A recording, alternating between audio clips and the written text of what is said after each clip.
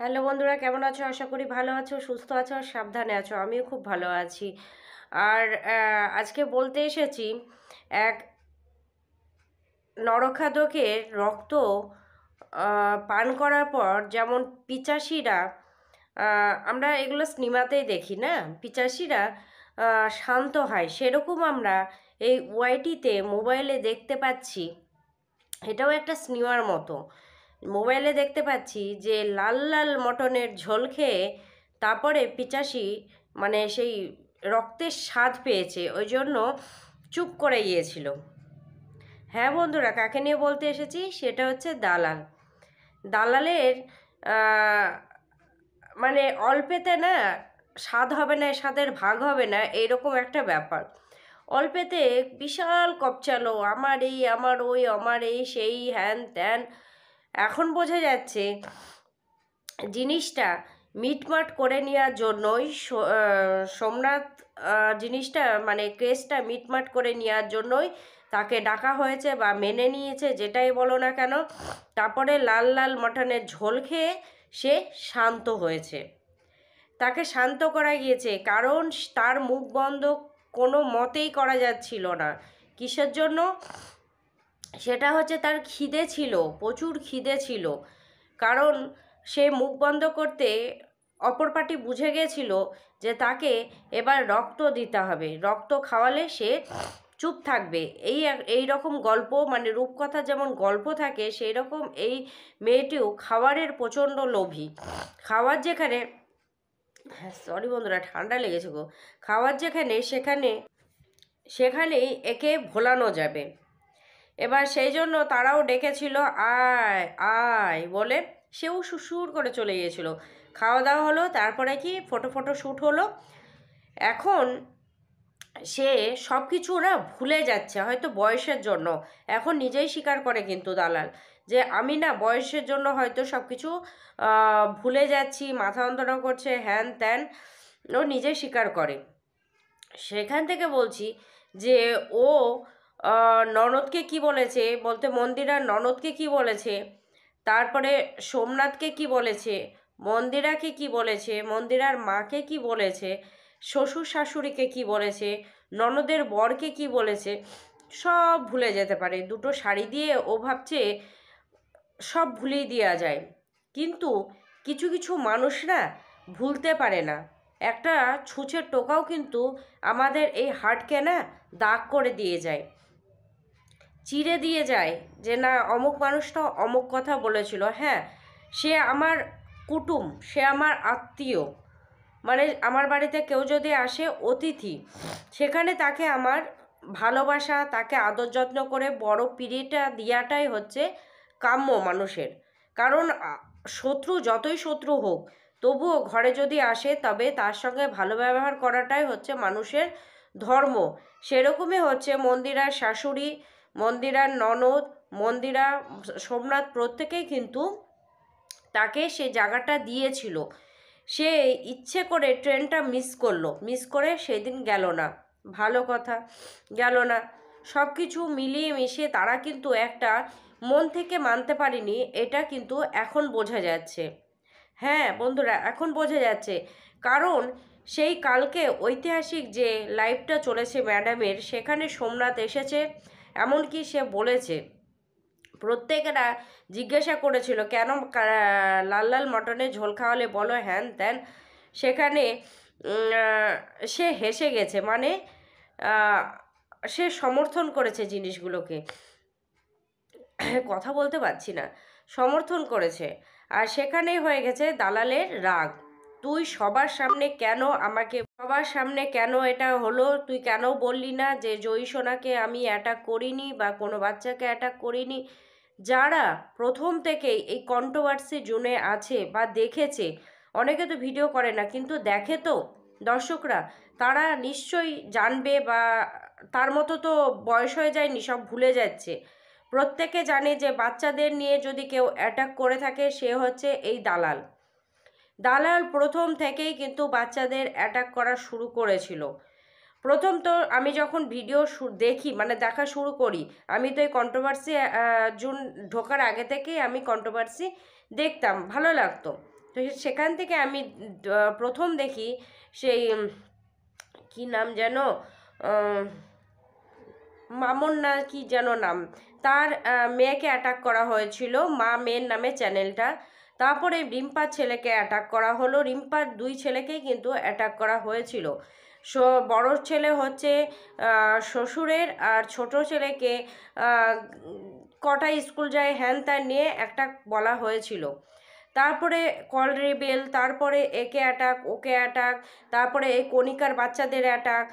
বাচ্চাদের বলতে হ্যাঁ, কণিকার জায়ের মেয়েকে, কণিকার মেয়েকে, তারপরে কণিকার ননদের মেয়েকে, মামুনির ছেলেকে, প্রত্যেককে কিন্তু অ্যাটাক করা হয়েছিল। ও একের পর এক অ্যাটাক শুরু করে বাচ্চাদেরকে, সেগুলো ও কিন্তু ভুলে গেছে। ওকে ওকে মনে করানোর জন্য একমাত্র উপায় হচ্ছে ভিডিও ক্লিপগুলো তুলে ধরা, কিন্তু ওই যে আমাদের ভয় আছে, কারণ চ্যানেলটাকে তো আমরা ভালোবাসি, যখন তখন স্ট্রাইক মেরে দিলে কিন্তু আমাদের অসুবিধা হবে। সেখান থেকে বলছি যে তোমরা যারা দেখছো তারা যদি বিশ্বাস না করো, 1 বছর আগে চলে যাও কণিকাদের ভিডিওতে, কিভাবে বাচ্চাদের অ্যাটাক করা হয়েছে। তারপরে ওখানে গেলেই পরপর দেখতে পাবে যে ইপসিতার ছেলেদেরও অ্যাটাক করা হয়েছে। তারপরে কণিকার বাচ্চাটা কণিকার না, তারপরে হলো মন্দিরার বাচ্চাকে নিয়ে, মন্দিরার বাচ্চাকেও বলা হয়েছিল যে কি যেন, যেমন মা তার তেমন মেয়ে, মা এরকম করছে তো মেয়ে এরকম করবে, হ্যান ত্যান অনেক রকম বলা হয়েছে।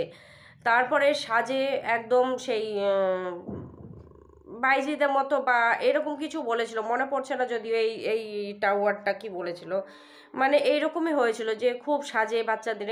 আরে বাচ্চারা সাজা হচ্ছে বাচ্চাদের, বিশেষ করে মেয়েরা, ছেলেরা আবার এগুলো না। যেহেতু আমার দুটো ছেলে আছে আমি জানি, আমার দাদার মেয়ে আছে সেটাও আমি দেখি, ওর হচ্ছে সাজকুজ হচ্ছে খেলায়, চুড়ি পরছে, সে চুড়িগুলো রং উঠে গেছে কিন্তু চুড়িগুলো পরছে, মাথায় তোমার ওড়না নিয়েছে, খোপা করছে, এগুলো হচ্ছে আমার দাদার মেয়ের খেলা। আর আমার ছেলের এই যে এক্ষুনি খেলে সব চলে গেল, এই যে এইগুলো ঘর বানাচ্ছি, তারপরে তোমার ক্রিকেট বল, তারপরে কাগজ কুচি করছে, কুচি করে মানে কেটে সব কি কি বানাচ্ছে, এগুলো হচ্ছে ছেলেদের খেলা। ছেলেরা সাজের প্রতি এত ইন্টারেস্ট থাকে না, যেটা হচ্ছে মেয়েরা থাকে।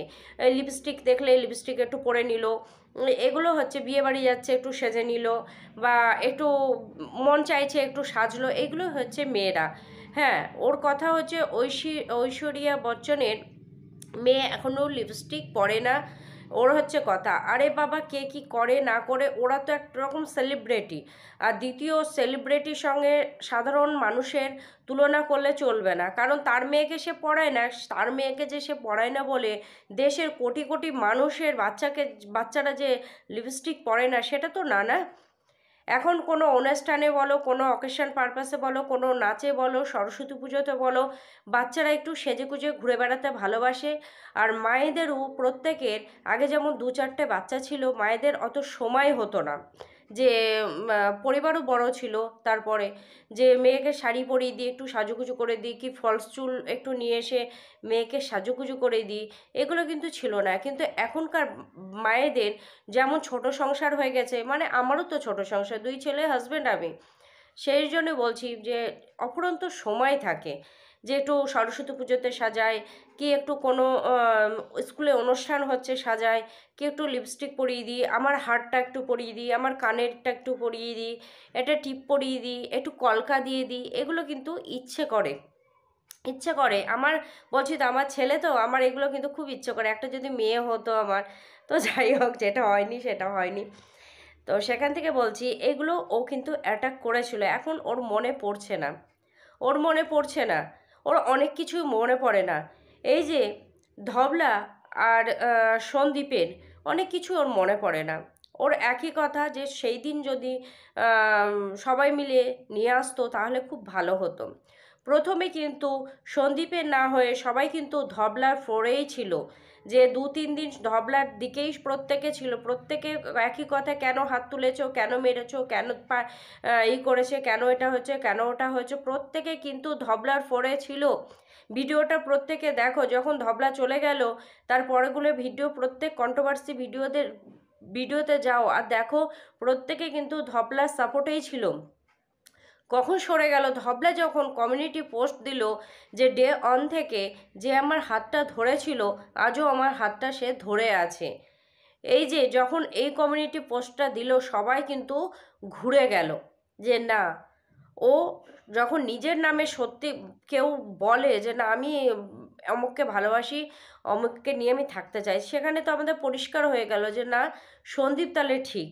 ও বাচ্চাটা যখন যদিও তখন নিয়ে যেত, ও অনেকগুলো ভুল করেছিল। বাচ্চাটা যখন ডকুমেন্টস নিয়ে যেতে পেরেছে, সোনা গয়না নিয়ে যেতে পেরেছে, তখন যদি বাচ্চাটার হাত ধরে নিয়ে যেত, হাফ কন্ট্রোভার্সি যে মানে যারা কন্টেন্ট করে তারা কিন্তু ওরফরে হয়ে যেত, সেটাও কিন্তু সে তখন করেনি। প্লাস যখন ও রিকভারি করতে এলো মাল, তখনও যদি একটু ছেলেটাকে বুকে জড়িয়ে ও ভালোবাসাটা দেখাতো, তবু মানুষ একটু হলেও, মানুষ প্রত্যেকে মানুষ জানো তো, একটু যদি নরম হয়, একটু যদি সহানুভূতিশীল হয়, তাহলে এই ঘন্টা আমার না বড় বড় ওয়ার্ডগুলো না খুব ঘটোমটো হয়ে যায়। তো যাই হোক, তো সেখান থেকে মানুষ সব ভুলে যায়, সব ভুলে যায়। ও যদি এখনও যদি বাচ্চাটা কাছে আসে বা ও যদি ফিরে আসে, প্রত্যেকে কিন্তু ভুলে যাবে, প্রত্যেকে ভুলে যাবে। ও এখনও কিন্তু নত হতে শিখেনি বা পারছে না। ওর ইগো প্রচুর, ওর দম্ভ প্রচুর। কার? ধবলার। প্রচুর দম্ভ, প্রচুর অহংকার। অহংকার হচ্ছে মানুষের পতনের কারণ, জানো তো। কারণ অহংকার যদি দেখতাম মা বাবা পয়সা ছাড়া, মানে না থাক তোর পয়সা তোর কাছেই, তুই রাখ, তোর ভবিষ্যৎ, তুই আসছিস ঠিক আছে, ঠিক আছে, এটাই যথেষ্ট, সেটা বলে যদি মা বাবা ভালোবাসতো, হ্যাঁ আমার যেটা পছন্দ আমি সেটা মা বাবাকে একটু খাওয়ালাম, বা সেটা বছর একদিন ঘুরতে নিয়ে গেলাম, যেটা হয় সাধারণত আমরা মেয়েরা বাবার বাড়ি গেলে হয়তো একটু মিষ্টি ফল নিয়ে গেলাম, সেরকম যদি হতো তাহলে বুঝতাম হ্যাঁ, হ্যাঁ মায়েরা বা বাবার ভালোবাসা মেয়ের প্রতি প্রচুর আছে। না, মেয়ে যদি বাজার করে 2 ঘরের জন্য বাজার করছে, মেয়ে যদি ঘুরতে যাচ্ছে তো মায়েদের ঘুরতে নিয়ে যাচ্ছে, মায়েরা যদি ঘুরতে যাচ্ছে মেয়েকে নিয়ে যাচ্ছে, কেন? কারণ পয়সাটা মেয়ে দিবে। এই যে মামার বাড়িতে কাজ, ধবলার মামার বাড়িতে কাজ, মা আর বৌমা দিব্যি চলে যেতে পারতো, সেখানে নিয়ে গেছে মেয়েকে। কেন মেয়েকে নিয়ে গেল? আরে গাড়িতে যেতে পারলো, ভালো মন্দ খাবার খেতে পারলো, কারণ ধবলার এটা আছে প্রথম থেকে, কারণ খেতে ভালোবাসে, খেতে ভালোবাসে, ঘুরতে ভালোবাসে, চ্যাংড়ামো করতে ভালোবাসে। ওর জীবন থেকে যে এত কিছু হারিয়ে গেছে না, ওর জীবনে কিছু কিন্তু আফসোস নেই। এ এক আলাদা মানুষ। হ্যাঁ মানুষ অনেক রকম হয়, এ এক আলাদা মানুষ। আমাদের ভেতরে কি যে একদিন আমি, জানো তো, তোমরা জানি না বিশ্বাস করবে কি না, একদিন স্বপ্ন দেখছি, ভগবান আমাকে জিজ্ঞাসা করছে তুই অনেক টাকা পয়সা নিবি না সুখ স্বাচ্ছন্দ্য নিবি? তো এটা নাকি বলতে হয় না, আমি অন ক্যামেরায় বলে দিলাম কথাটা। তো সেখান থেকে আমি ঘুমের যুগেই বলছি আমি সুখ স্বাচ্ছন্দ্য চাই। ঘুম থেকে উঠে আমি তো জানি না বলতে হয় না। তো কয়েকদিন পরে আমি ঘুম থেকে উঠে একদিন এরকম গল্পে একদিন বলছিলাম গল্প একটা আন্টিকে। তো আন্টি বলল ভালো করেছো, তুমি যে বলেছো যে আমি স্বাচ্ছন্দ্য সুখ স্বাচ্ছন্দ্য চাই, এটা কিন্তু ভগবান মানুষকে মাঝে মাঝে পরীক্ষা নেয়। তো ঘুমের সময় মানুষ ফ্রেশ হয়ে থাকে তো মাইন্ডটা, সেহেতু ভগবান নাকি কাছে আসে বা বলে। তো যাই হোক আমি জানি না, সেই জন্য বলছি যে অনেক মানুষ তো অনেক রকমের, আমরা যেমন চাই যে সংসারটাকে কিভাবে বাঁচাবো, সংসারটা কিভাবে চলবে, সংসারটা যেন ক্ষতি না হয়, সংসার সংসার করতে করতেই হয়ে গেল চুল পেকে যাচ্ছে এই যে। আর এদের দেখো, ঘুরবো কোথায়, খাবো কোথায়, চলবো কোথায়, সংসার বিষয়ে কোনো আগ্রহই নেই, সংসার বিষয়ে কোনো চিন্তাই নেই যে আমার ছেলেটা কেমন আছে, আমার ছেলেটাকে এবার আনতে হবে, অনেক দিন তো হলো, কখন তার মনে পড়েছে জানো, এখনও আনতো না বা আনবেও না। ওর ঘাটা লেগেছিল যখন সন্দীপ স্ট্রাইক মারলো, তখন তার ঘাটা লেগেছিল যে তুই আমাকে স্ট্রাইক মারলি, তুই ছেলে নিয়ে থাকবি আর ভিউ কামাবি আর আমাকে স্ট্রাইক মারছিস, দেখছি এবার তোর ছেলেকে আমি এবার কেড়ে নিয়ে আসবো, এরকম একটা তখন তার মনে চেয়েছিল। কিন্তু মন থেকে চায়নি, মন থেকে যারা চায় তোমরা প্রত্যেকে আমি জানি আমার ভিডিও যারা দেখছো তারা মা হয়ে গেছো বা মেয়েরা বেশি দেখছো, সেখান থেকে বলছি মায়েরা যদি চায় কি না করতে পারে, মেয়েরা সব পারে। মেয়েরা যখন যেমন থালায় ফেলে না তখন তার আকৃতি নেয়। মেয়েরা দশভুজা, কথাটা একদম ঠিক। প্রত্যেক মেয়েরা বলো তোমরা, মেয়েরা সব কিছু সাপোর্ট করতে পারে। স্বামীর অসুবিধা আমরা ম্যানেজ করে নিতে পারি, সংসারের অসুবিধা আমরা ম্যানেজ করে নিতে পারি, ছেলেদের স্কুলে এটা করতে হবে আমরা ম্যানেজ করে নিতে পারি, আজকে 10 জন আসবে আমরা ম্যানেজ করে নিতে পারি। আমরাই পারি, এটা ছেলেরা পারি না, এটা আমরাই পারি, মেয়েরাই পারি। সেই জন্য মেয়েদের দশভুজা বলা হয়েছে, কারণ 10 দিক সামলাতে পারে এরা। সেখান থেকে মা যদি চায় ছেলেকে আমি দেখবো বা নিয়ে আসবো, কার ক্ষমতা আছে বলো তো? প্রথম থেকেই তো চাইনি যে না আমার কাছে ছেলে আসুক। ছেলে, কারণ ওর ছেলে ছোটোর থেকেই চঞ্চল, কারণ ভিডিওটা জল জল করছে ওদের ভিডিওগুলো। এ তো না যে ফটাকসে চ্যানেল ওপেন করেছে বলেই মানে আমরা চিনি না, এরকম তো না। না, সন্দীপের প্রথম থেকেই আমরা ভিডিও দেখি, সেহেতু বাচ্চা হওয়া থেকে শুরু করে বাচ্চাটা বড় হওয়া থেকে শুরু করে তিল তিল করে যে ভালোবাসায় গড়ে ওঠা সেই সংসার থেকে সব কিছু আমরা দেখেছি। তাহলে কি করে ভুলতে পারি আমরা যে বাচ্চাটাকে কে মানুষ করেছে? সন্দীপের মা যেভাবে সংসারটাকে আগলিয়ে রেখেছে, তেমনভাবেই বৌমাকে আগলিয়ে রেখেছে, তেমনভাবেই বাচ্চাটাকে আগলিয়ে রেখেছিল।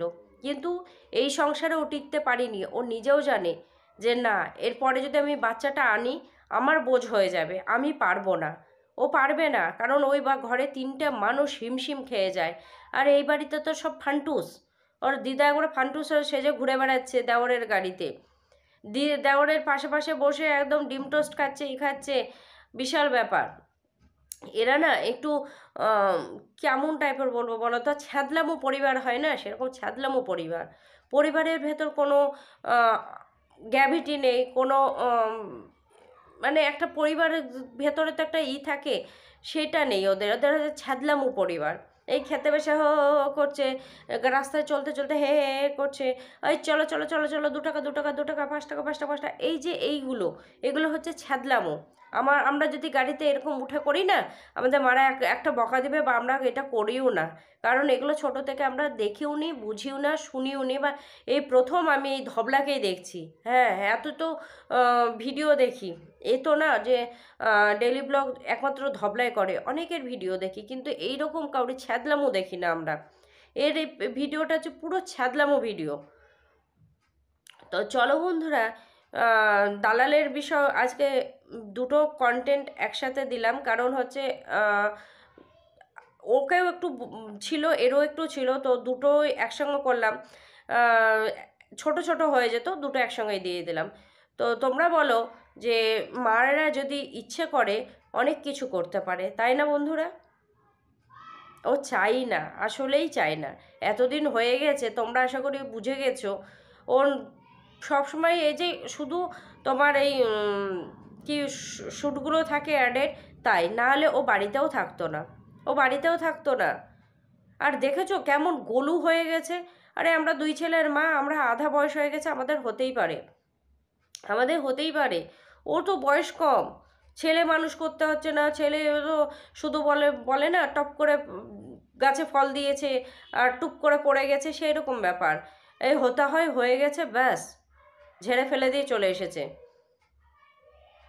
চলো টাটা।